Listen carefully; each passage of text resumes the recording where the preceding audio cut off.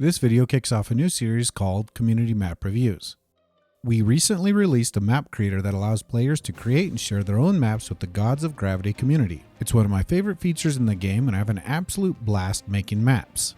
It's also exciting to see how the community is progressing and innovating and coming up with their own unique ideas. In this first community map review, I want to show you Airships by Swordslayer 4. As you can see, they took a very stylistic approach and decided to create a map that is both artistic and fully functional. Here you can see the orbit lines were manipulated into the shapes of airships, complete with propellers and everything. Both ships appear like they're circling around each other in a mid-air battle for the sun. The orbit lines are much more visible and vibrant when you're wearing your headset, and it does lose a little bit while I'm filming here in cam mode. So I recommend you try it for yourself to experience the true uniqueness.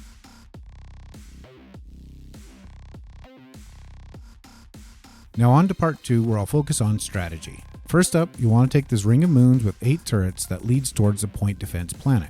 Once you take all these moons, you can take the point defense planet fairly easily. From here, you'll go back towards your home planet and tackle the ring of production planets around you.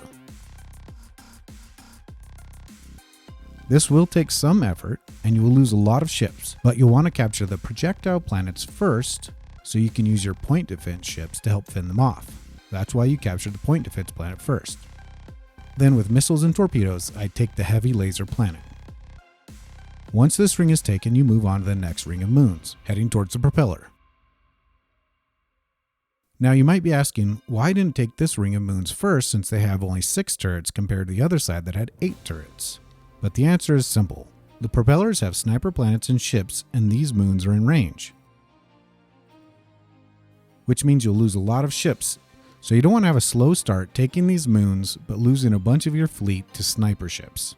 So once this moon ring is complete, you should be able to get some asteroids to help bolster your fleet. Then you take the propellers, and it's on to the battleship planet at the end of your airship. After taking your airship, your next focus is the sun. And if the other player is smart, they're going to start picking at you and trying to wait for you to get weak, and then take the sun for themselves. So be careful. The goal here is to take the sun so you have enough power to reach the other enemy airship. Capturing the sun will give you enough power and a buff to help raid the other airship. To start, you'll want to find the weakest planet to get a foothold in the enemy airship and then start rolling from there. But while the buff is active, you want to capture at least 2 planets so when the buff ends, you don't lose power and you don't find yourself completely stranded. And that's all for this video. If you enjoyed this, let me know and I'll start doing more community map highlights.